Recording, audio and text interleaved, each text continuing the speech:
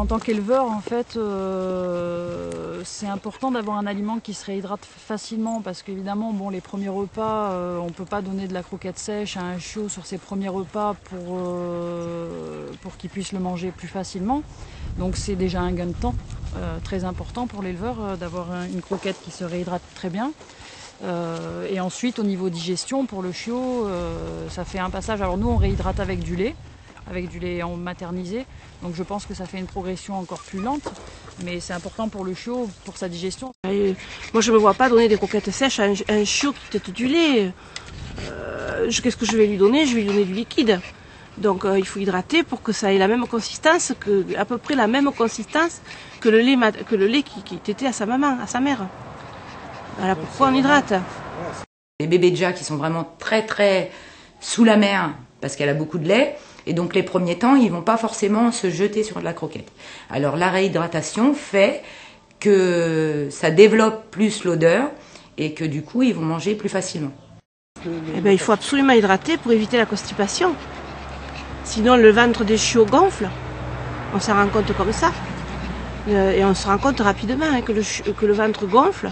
Donc c'est qu'ils n'ont pas assez bu, donc il faut absolument hydrater. Le sevrage des chiots en élevage est une période très sensible. En effet, la passation du lait maternel vers l'alimentation solide est une période très délicate. Pour ce faire, nous avions besoin d'un aliment starter bénéficiant d'une très haute réhydratabilité, nous permettant de distribuer les premiers repas aux chiots sous forme de bouillie. Et c'est dans cet esprit que nous avons travaillé sur tous nos starters, répondant aux besoins des mini, des maxi, des médiums et des giants sur l'ensemble de l'offre starter. En 2009, dans le cadre de la recherche process au pilote, on est venu discriminer différents paramètres qui nous permettraient d'améliorer la réhydratation de façon probante. Donc on est venu regarder la densité, la forme de la croquette, la formulation, la répartition de la graisse entre l'enrobage et l'inclusion. Et donc grâce à ça, on a permis de générer un gain de réhydratation au niveau de certains produits. Dans le cadre de la relance des produits croissance en 2010, nous avons observé chez les éleveurs que les produits croissance, et notamment le Maxi Baby Dog et le Giant Baby Dog, performaient très très bien en digestibilité, mais performaient moins que le starter en termes de réhydratation, qui était notre produit de référence.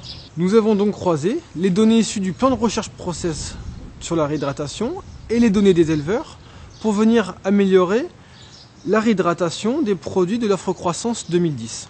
En pratique, ce gap a été obtenu par une diminution de la densité grâce à une augmentation de l'énergie mécanique apportée au niveau du process des usines. Les alvéoles des croquettes ainsi obtenues sont plus petites, plus régulières et permettent donc une meilleure absorption de l'eau.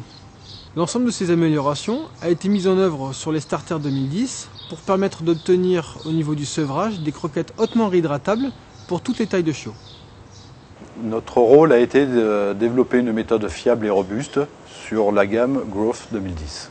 Dans le développement de la nouvelle gamme Growth 2010, l'état d'esprit du laboratoire de Royal-Canin a été de prendre en compte toutes les remontées terrain des éleveurs pour pouvoir adapter notre réhydratation et développer une bouillie de sevrage grâce à notre méthode de réhydratation en laboratoire où nous trempons le produit dans un panier et dans une eau à une certaine température.